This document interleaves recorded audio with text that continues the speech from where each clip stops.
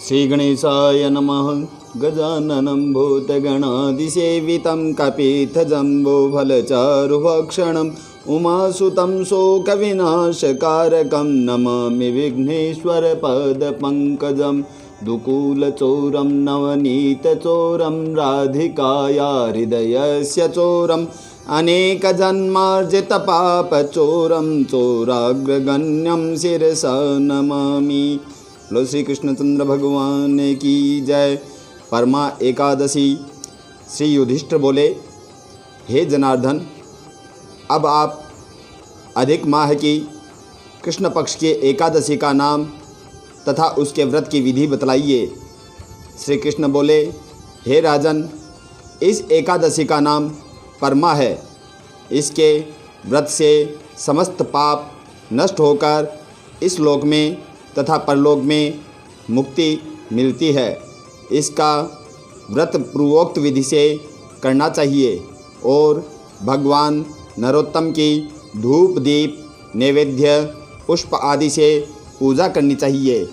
इस एकादशी के विषय में एक मनोहर कथा जो कि महर्षियों के साथ कांपिल्य नगरी में हुई थी कहता हूँ, आप ध्यानपूर्वक श्रवण कीजिए।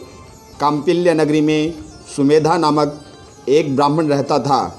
उसकी स्त्री पवित्रा अत्यंत पवित्र तथा पतिव्रता थी। वह किसी पूर्व जन्म के कारण अत्यंत दरिद्र थी। उसे भिक्षा मांगने पर भी भिक्षा नहीं मिलती थी। वह सदैव वस्त्रों से रहित होते हुए भी अपने पति की सेवा करती रहती थी। वह अतिथि को अन्न देकर स्वयं भूखी रहती थी और पतिदेव से कभी किसी वस्तु को नहीं कहती थी। जब सुमेधा ने अपनी स्त्री को अत्यंत दुर्बल देखा तो बोला, हे प्रिय, जब मैं धनवानों से धन मांगता हूँ तो वह मुझे कुछ नहीं देते। गृहस्थी केवल धन से ही चलती है। अब मैं क्या करूँ? इसलिए यदि तुम्हारी राय हो तो मैं प्रदेश में जाकर उद्यम करूँ। इस पर उसकी स्त्री विनीत भाव से बोली, हे पतिदेव, पति अच्छा या बुरा वह जो कुछ भी कहे पत्नी को वही करना चाहिए। पूर्व जन्म में जो मनुष्य विद्या और भूमि दान करते हैं उन्हें इस जन्म में विद्या और भूमि मिलती है।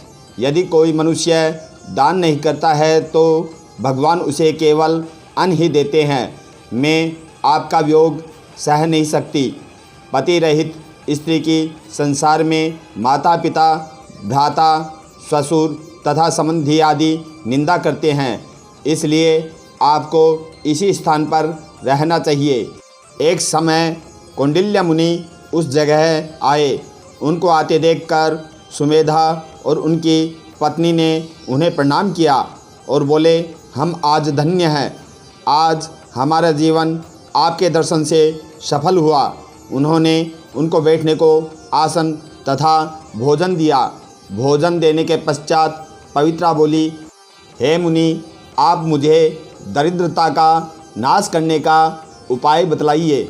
मैंने अपने पति को परदेश में धन कमाने के लिए जाने से रोका है।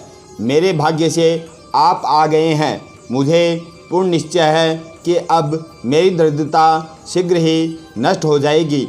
अतः आप हमारी दरिद्रता को नष्ट करने के लिए किसी व्रत को बतलाइए। इस प्रकार कौंडिल्य मुनि बोले कि मल मास की कृष्ण पक्ष की परमा एकादशी के व्रत से मनुष्य के समस्त पाप दुख और दरिद्रता आदि नष्ट हो जाते हैं।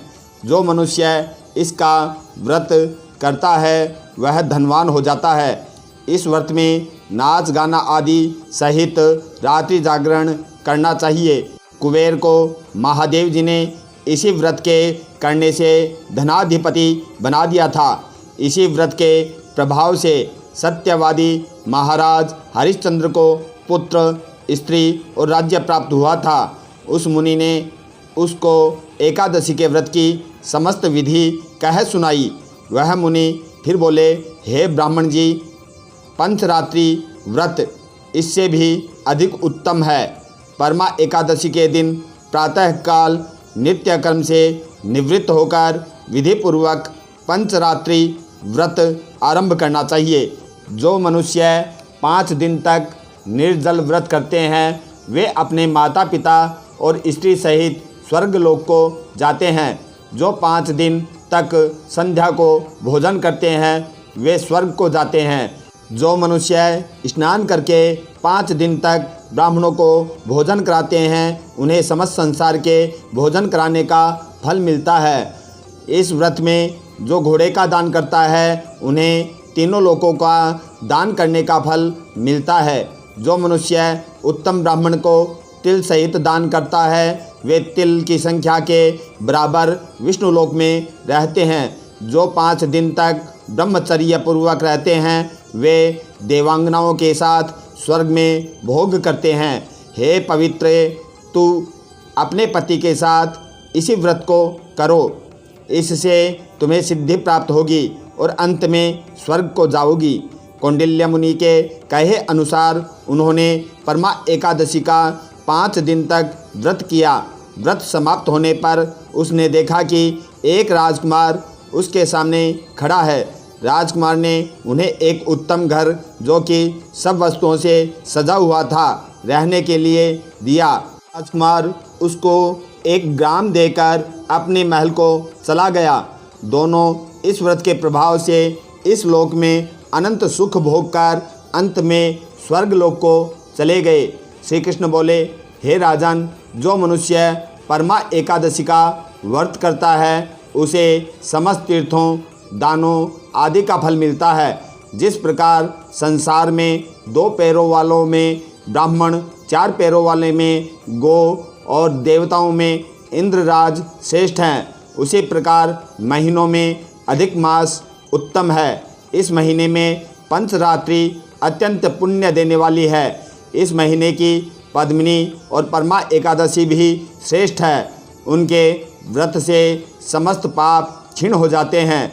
दुर्बल मनुष्य को एक व्रत जरूर करना चाहिए। जो मनुष्य अधिक मास स्नान तथा एकादशी व्रत नहीं करते हैं उन्हें आत्मघात का पाप लगता है। यह मनुष्य योनि बड़े पुण्यों से मिलती है, इसलिए मनुष्य को एकादशी का व्रत अवश्य करना चाहिए। हे युधिष्ठिर, जो आपने मुझसे पूछा था सो मैंने आपको बतला दिया। अब आप इसका व्रत भक्तिपूर्वक कीजिए। जो मनुष्य अधिक मास की परमा एकादशी का व्रत करते हैं वे स्वर्गलोक में जाकर इंद्र के समान सुखों को भोगते हुए तीनों लोकों में वंदनीय होते हैं। जो मनुष्य ऋषि मुनियों का सम्मान करते हैं उन पर भगवान अवश्य ही अपनी कृपा करते हैं। लक्ष्मी इधर उधर भागने से नहीं मिलती बल्कि युक्तिपूर्वक श्रम करने से तथा ईश्वर की कृपा से प्राप्त होती है। इति एकादशी व्रत महात्म्य।